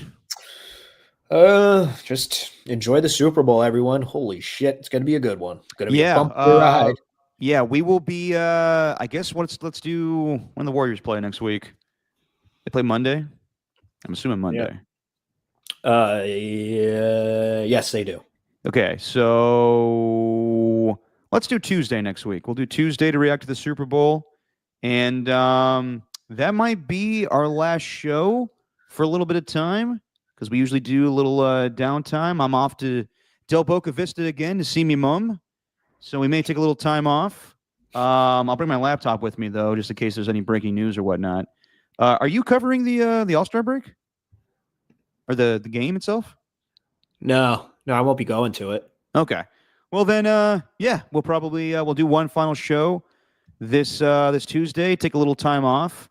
We'll come back for the fuckery, the frenzy. Try to do these roundtable discussions with the Raiders and 49ers with our friends.